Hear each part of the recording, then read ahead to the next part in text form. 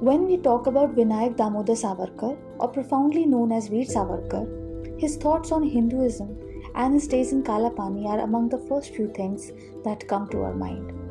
But we often forget how Veer Savarkar was not just a revolutionary.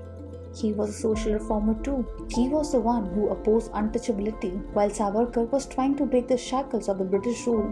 He was very much trying to break the Saptanirodhas. He believed that for a social revolution, we have to attack the caste-based system on the basis of first birth and eliminate the gap between different castes. Veer Savarkar carried forward the fight against untouchability with his works. While he was agitating in favor for the entry of untouchables into temples, Savarkar made a bold statement. He said that a god who is defied by the worship of the untouchables cannot be a god. In 1925, Veer Savarkar successfully convinced people of Gurva caste to allow the people of untouchable pray with them. In 1927, as the next phase of the movement of temple entry for all started, Veer Savarkar organized a Mahasabha of Hindus of different castes in Ratnagiri. Then a meeting was held on November 29 in 1929 with the aim of getting then untouchables caste to enter the Sanctum Sanctorum of Vitthal temple. Savarkar was successful in persuading the people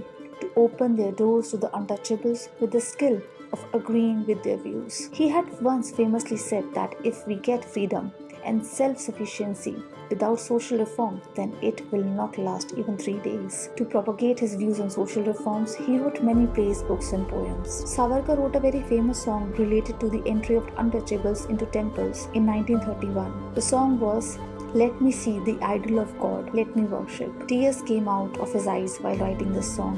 In a letter written to Bhai Narayan Rao on 6 July 1920, Savarkar wrote that I feel as much a need for revolt against caste discrimination and untouchability as to fight against foreign occupation in India.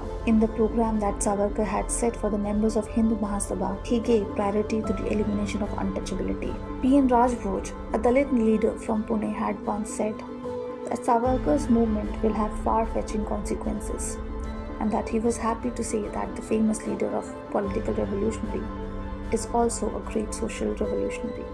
Veer Savarkar successfully implemented social reforms, including community feast, co-education for people of all castes, including untouchables,